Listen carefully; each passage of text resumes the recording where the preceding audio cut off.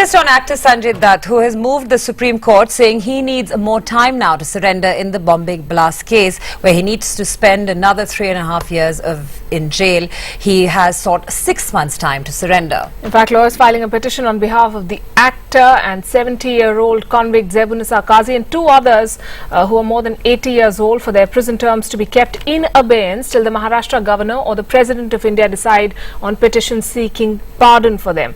The Supreme Court is going to take up this matter tomorrow. It's an interesting U-turn, especially where Sanjay Dutt, who last month, in fact, after the verdict, said that he would not seek pardon and would surrender within the 4 weeks' time set by the Supreme Court. Justice Markandeya Katju, who led the campaign seeking pardon for Sanjay Dutt, spoke to CNN-IBN's Arunima after the developments today in court. I had moved a petition on 28th March for 2 people, Sanjay Dutt and Zebunissa Qazi.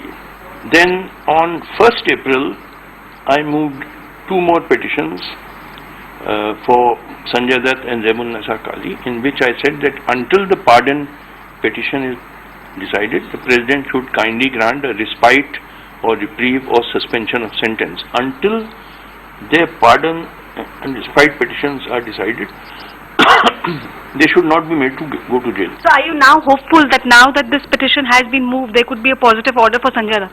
Yes, I am quite hopeful, but we'll have to wait till tomorrow, because I understand the case has been, I believe for all 4 of them the cases have been listed for tomorrow.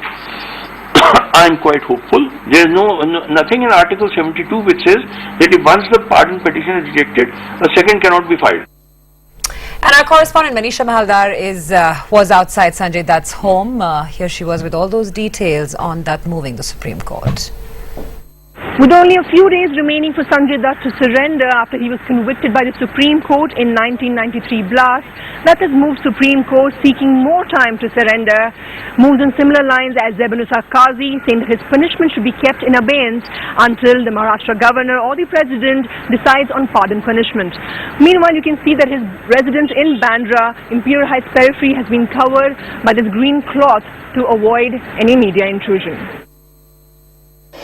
Since the matter is too old and then the appeal was pending for a long time, not much prejudice is going to be caused to the state or CBI or for that matter to any party if the court is gracious enough to grant some more time for surrender in a genuine case where facts and circumstances make out that it serves the interest of justice to give him or her a little more time. Then I don't find much difficulty, but it all depends upon how Supreme Court takes it. He keeps on changing his stance. Chief Legal Correspondent Ashok Bagaria joining us now. Ashok, as Mr. Memon just said, it all depends on how the court sees this case. Of course, Sanjay Dutt earlier said he's not going to seek pardon, but now he's changed his mind. But what are legal experts telling you about the merits of his case and his petition? Well, on the face of it, Palki, these are very attractive arguments which are being made by Sanjay Dutt's lawyers. You have to understand the fact that while there is definitely no time bar on the President in deciding the pardon petition, but there has to be a finality to all the proceedings. In this particular case, on 21st March 2013, the Supreme Court finally decided the Bombay blast case and sentenced Sanjay Dutt, Zebunissa and others to undergo imprisonment for various time periods depending on the quantum of their crime. Now once again they are raising this thing, saying that as long as the pardon petitions are pending with the President of India, they should be given an extension of time to surrender. Now the most important thing here will be that even though the fact that Supreme Court has decided to hear these petitions tomorrow, it will be really important as to how the judges take these arguments, because in the past no such petition has been filed in the Supreme Court. So in a sense it will be a first of its sort when the Supreme Court will be dealing with a situation like this. And it will be closely watched, Ashok. Thanks a lot for getting us all of that. Just earlier in that press conference that took place on the 28th of March, Sanjay Dutt had said that he will not be filing any review petition with the Supreme Court. Listen in. I'm a law-abiding citizen of my country. I respect the law. I have the highest respect for the Honorable Supreme Court, and I have the highest respect of what the decision is, and I will abide to all the terms and conditions the Honorable Supreme Court has put on me, and I will surrender when the time is given, the Honorable Supreme Court has given me time to surrender, and I will surrender at that time.